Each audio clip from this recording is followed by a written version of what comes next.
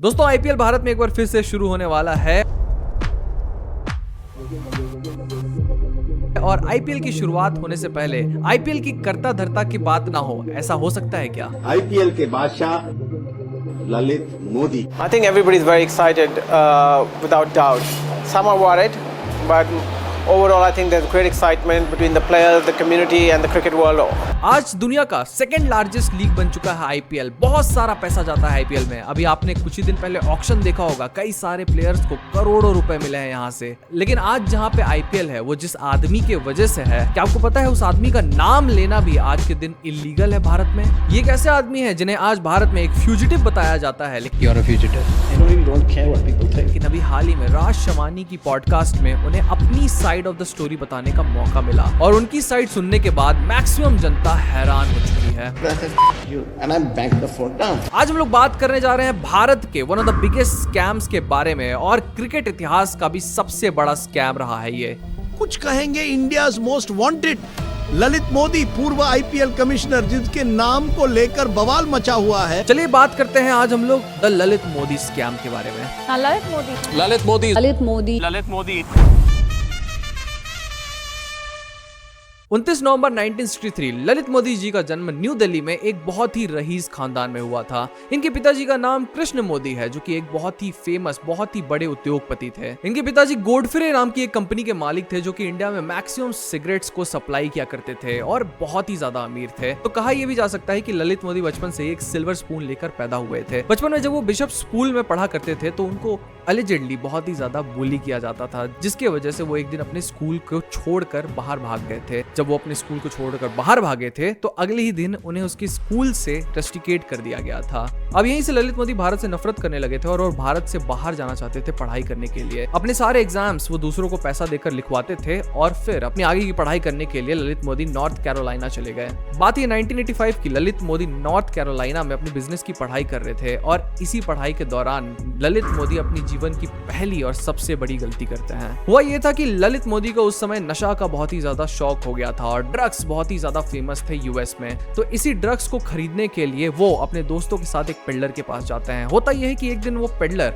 ललित मोदी को धोखा दे देता है और जितना भी पैसा ललित मोदी और उनके दोस्त लाए रहते हैं वो सारे पैसे को चुरा कर वहां से भाग जाता है। अगले ही दिन ललित मोदी और उनके दोस्त कॉलेज के एक स्टूडेंट को बहुत ही ज्यादा मार देते हैं, ये कहते हुए कि ये स्टूडेंट हमें धोखा दिया था। केस पुलिस में चले जाता है और इसके बाद ललित मोदी को जेल हो जाती है। कोर्ट का फैसला आता है। कोर्ट के फैसले में ये पता चलता है कि ललित मोदी एक्चुअली में दोषी थे, लेकिन जैसे ही ललित मोदी का सेंटेंस खत्म होता है वो वापस भारत आ जाते हैं और अपने फैमिली बिजनेस को संभालने लगते हैं। बहुत ही अमीर रहते हैं ललित मोदी, लेकिन 1993 में अपनी फैमिली की जो वेल्थ रहती है उसकी सेविंग में से पैसा निकाल कर मेन कंपनी की शुरुआत करते हैं। मेन यानी कि मोदी एंटरटेनमेंट नेटवर्क। ये भारत की पहली एक बहुत ही बड़ी एंटरटेनमेंट एजेंसी थी जो कि बड़े बड़े चैनल्स को ब्रॉडकास्ट करने में मदद करती थी।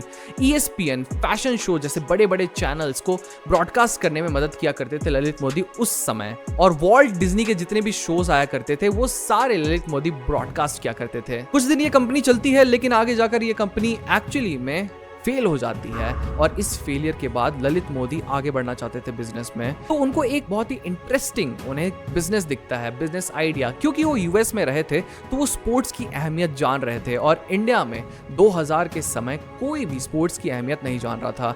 NBA जैसे लीग को ललित मोदी ने बहुत ही करीब से देखा था। वो चाहते थे भारत में भी ऐसी NBA जैसी एक लीग चालू हो जिसमें बाकी सारे स्टेट्स के जो लोग हैं वो अपनी अपनी टीम्स खड़े करें और एक बहुत ही बड़ा टूर्नामेंट हो क्रिकेट का। वो जानते थे कहीं ना कहीं क्रिकेट को शुरू से ही भारत में एक रिलीजन जैसा ट्रीट किया जाता है और अगर हम लोग इसको एक बिजनेस अपॉर्चुनिटी में बदल देते हैं तो एक बहुत बड़ा बिजनेस इसमें बन सकता है। ललित मोदी अपने इसी प्लान को लेकर बीसीसीआई के पास जाते हैं, लेकिन बार बार बीसीसीआई इस प्लान को रिजेक्ट कर देती है। ललित मोदी को पता चल गया था कि अगर मुझे इस प्लान को सक्सेसफुल करवाना है तो मुझे सिस्टम का हिस्सा बनना पड़ेगा, सिस्टम से मांग नहीं करनी पड़ेगी। ये उस समय की बात है जब ललित मोदी वसुंधरा राज के बहुत ही करीबी हुआ करते थे। राजस्थान की सीएम थी और जब वसुंधरा राज राजस्थान की सीएम थी तब उस समय ललित मोदी को राजस्थान का सुपर सीएम बोला जाता था। वो पॉलिटिक्स में ना होने के बावजूद भी पॉलिटिकली बहुत ही ज्यादा पावरफुल थे। धीरे धीरे हिमाचल प्रदेश, पंजाब, उड़ीसा, बंगाल जैसे सारे क्रिकेट एसोसिएशन के मेंबर बनते हैं वो, और धीरे धीरे ललित मोदी क्रिकेट में भी अपनी हाथ जमाने लगते हैं। समय आता है बीसीसीआई के प्रेसिडेंट के इलेक्शन का। शरद पवार जी खड़ा होते हैं बीसीसीआई के प्रेसिडेंट के लिए और ललित मोदी शरद पवार को बहुत सारा पैसा देते हैं।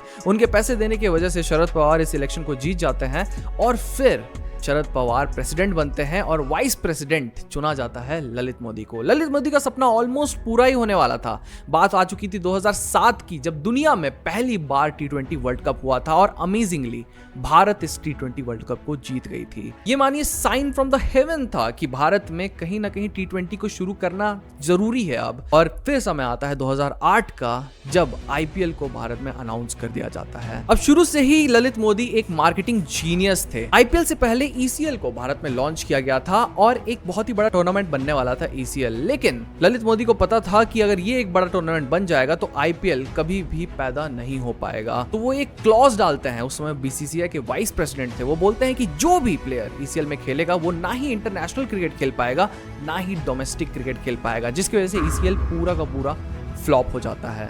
अब इसके बाद हमारे मार्केटिंग जीनियस 2008 में IPL को लॉन्च करते हैं भारत में और करोड़ों रुपए IPL में लगाए जाते हैं। डिफरेंट ये किया था ललित मोदी ने कि भारत में उन्होंने 20 ओवर के क्रिकेट को लॉन्च किया था। भारत में दो चीज को रिलीजन जैसा ट्रीट किया जाता है और बहुत ही ज्यादा फॉलो किया जाता है। पहला तो है क्रिकेट और दूसरा बॉलीवुड। ललित मोदी जानते थे कि इन दोनों चीजों को अगर वो मिला देंगे तो एक ऐसा प्रोडक्ट निकलेगा जो कि पैसा बनाने की मशीन बन जाएगा। 2008 में जब पहली बार IPL के टीम्स को लॉन्च किया जाता है तो ललित मोदी खुद सेलिब्रिटीज के पास जाकर बोलते हैं कि आप बिड करिए, और सेलिब्रिटीज को फॉलो करते करते उनकी सारी फैन बेस IPL की तरफ आ जाती है। लेकिन इसके बाद शुरू होता है ललित मोदी का असली गेम। देखिए, ललित मोदी को एक्चुअली पता है कि मार्केटिंग कैसी होती है। जब BCCI के वो वाइस प्रेसिडेंट थे तो 2005 से 2007 तक BCCI का रेवेन्यू $1 बिलियन पहुंच गया था, जो कि इससे पहले $67 मिलियन सिर्फ हुआ करता था। अब होता यह है कि समय आ जाता है 2010 का। IPL एक बहुत बड़ा टूर्नामेंट बन चुका था और IPL एक रिसेशन प्रूफ भी टूर्नामेंट बन चुका था। अब देखिए, यहीं से कहानी दो तरफ बढ़ जाती है। एक वो है जो कि मीडिया दिखाते हुए है आज तक,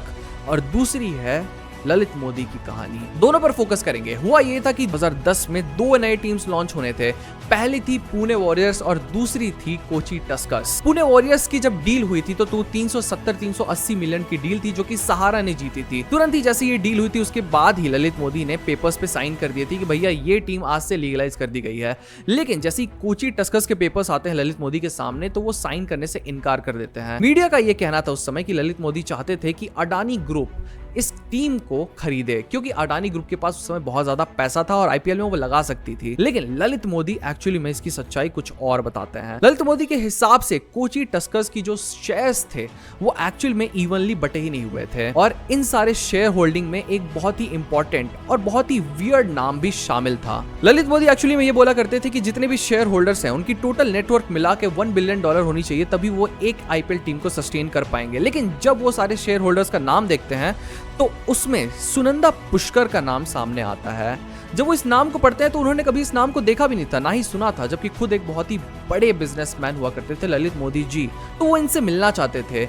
लेकिन जब वो इनसे मिलने की बात करते हैं तभी एक दिन शशि थरूर जी तुरंत ललित मोदी जी को कॉल कर देते हैं और बोलते हैं कि आप क्यों मिलना चाहते हैं इस लड़की से, और उनको धमकी देते हैं कि अगर आप इस लड़की से मिलेंगे तो मैं ED की रेड डलवा दूंगा आपके ऊपर। ललित मोदी फक यू बोल के इस कॉल को काट देते हैं और उसके बाद प्रेशर की वजह से वो पेपर्स पे साइन कर देते हैं। लेकिन अगले ही दिन सुनंदा पुष्कर और शशि थरूर की शादी हो जाती है। एक्चुअली में एक प्लेन में बोर्ड कर रहे थे उस समय ललित मोदी जी, और जैसे ही वो बोर्ड करने वाले थे उससे पहले वो न्यूज को पढ़ते हैं और उसके बाद वो एक चेन ऑफ इवेंट्स होता है जिसमें वो ट्वीट्स कर देते हैं बहुत सारे, और ये कोची टस्कर्स की जो डील है उसे पब्लिकली ट्विटर पे एक्सपोज कर देते हैं। वो बताते हैं कि कैसे 25% इक्विटी सुनंदा पुष्कर ओन कर रही थी, लेकिन यही वो शेयर होल्डर थी जो बेस प्राइस होता है, जो $50 मिलियन पे करने थे कोची टस्कर्स को, उसमें बिल्कुल भी पैसा सुनंदा पुष्कर नहीं दे रही थी। यानी कि आप समझने की कोशिश करिए, शुरुआत में जितना पैसा देना पड़ता है एक टीम को IPL में फ्रेंचाइजी लेने के लिए, उस पैसे की डाउन पेमेंट में बिल्कुल भी हिस्सा सुनंदा पुष्कर का नहीं था। लेकिन कोची की एक्चुअली में शेयर होल्डिंग में 25% शेयर सुनंदा पुष्कर के नाम पे थे। यानी कि कहीं ना कहीं शशि थरूर जी सुनंदा पुष्कर के थ्रू कोची टस्कर्स को कंट्रोल करना चाहते थे और जितना भी रेवेन्यू जनरेट होता था उसका 15% अपने नाम पर लेना चाहते थे। ये ललित मोदी कभी भी होते हुए नहीं देखना चाहते थे। इसके वजह से वो चेन ऑफ ट्वीट्स करते हैं जिसके वजह से ललित मोदी जी एक बहुत ही बड़ी मुश्किल में फंस जाते हैं। अगले ही दिन भारत में हड़कंप मच जाता है। शशि थरूर के ऊपर आरोप पे आरोप लगाए जाते हैं और इसका रिजल्ट ये होता है कि शशि थरूर को अपने मिनिस्टर के पद से रिजाइन करना पड़ता है। लेकिन इसके बाद पूरे इंडिया का सिस्टम ललित मोदी के पीछे पड़ जाता है। ललित मोदी को अलग अलग एजेंसीज के द्वारा सर्च किया जाता है, ईडी के द्वारा जैसे कि उनको सर्च किया गया था, और अलग अलग एलिगेशंस लगाए जाते हैं उनके ऊपर। Money laundering, drug trafficking, rigging, betting, ऐसे कई सारे उनके ऊपर आरोप लगाए जाते हैं। जो आरोप आपके मन में आ जाए वो सारे आरोप ललित मोदी के ऊपर उसमें लगा दिए गए थे, जिसकी वजह से 2010 में आखिरकार ललित मोदी को भारत छोड़कर भागना पड़ता है। आज तक जितने भी आरोप लगे हैं ललित मोदी जी के हिसाब से वो कोर्ट ऑफ लॉ में प्रूव ही नहीं किए गए हैं। और जितने भी लोग भारत में फ्यूजिटिव बोलते हैं ललित मोदी जी को, ललित मोदी बोलते हैं कि मैं आज भारत में आ जाऊं मुझे कोई भी नहीं रोक पाएगा, क्योंकि मैं लीगली एक फ्यूजिटिव नहीं हूं, मैं मीडिया का बनाया हुआ एक फ्यूजिटिव हूं। ललित मोदी के ऊपर उस समय कई सारे स्कैम्स के आरोप भी लगे थे। लोग कह रहे थे उस समय कि यही ललित मोदी बाहर की बड़ी बड़ी कंपनी से डील किया करते थे और अपनी ऑफशोर कंपनीज में, ऑफशोर सेल कंपनीज में वो सारे फंड्स को भेजा करते थे, जिसके वजह से इंडियन लॉ और इंडियन टैक्स सिस्टम से उनका सारा पैसा बच जाता था और सीधा सीधा ललित मोदी जी के अकाउंट में आ जाता था। अब ललित मोदी का इसमें पर्सपेक्टिव ये है कि वो कहते हैं कि मैं शुरू से ही बहुत अमीर था, ये 50-60 मिलियन की मेरे ऊपर जो आरोप लगाए जा रहे हैं मेरे को उस पैसे से कोई भी फर्क नहीं पड़ता है। इसके बाद ललित मोदी के ऊपर मैच फिक्सिंग, बेटिंग के भी आरोप लगे, लेकिन ये सारे आरोप कहीं ना कहीं ललित मोदी को स्केपगोट बनाने के लिए थे। शशि थरूर और इन सारे बीसीसीआई के बड़े बड़े ऑफिशियल्स के बीच में कहीं ना कहीं एक इनसाइड जॉब चल रही थी, एक इनसाइड डील्स चल रही थी, जिसकी वजह से ये सारे लोग ललित मोदी को डिस्ट्रॉय करना चाहते थे, क्योंकि कहीं ना कहीं कोई एक बंदा तो चाहिए था जो फॉल लेगा इन सब चीजों का, और वो ललित मोदी थे। आज तक ललित मोदी को एक फ्यूजिटिव बोला जाता है और आईपीएल में उनका नाम लीगली लेना अलाउड भी नहीं है। जय शाह आज आईपीएल को बहुत आगे ले चुके हैं, ललित मोदी खुद इस बात को एक्सेप्ट करते हैं, लेकिन जिसने आईपीएल को जन्म दिया, आपको पता नहीं होगा ललित मोदी अगर नहीं होते तो आज आईपीएल भारत में होता भी नहीं। आज उनकी ही रिस्पेक्ट नहीं की जाती है और उनको एलिजिडली एक फ्यूजिटिव बोला जाता है। अगर आपको इसके बारे में और जानना है तो आप राष्ट्रवाणी की पूरी पॉडकास्ट जरूर देखिएगा। लेकिन आप क्या सोचते हैं ललित मोदी और ऐसे और सारे बिलियनियर्स के बारे में हमें कमेंट सेक्शन में जरूर बताइएगा। और ऐसी आपको और केस स्टडी देखनी है तो हमारे चैनल को सब्सक्राइब करना ना भूलें। आज की वीडियो में इतना ही, मिलते हैं अगले वीडियो में।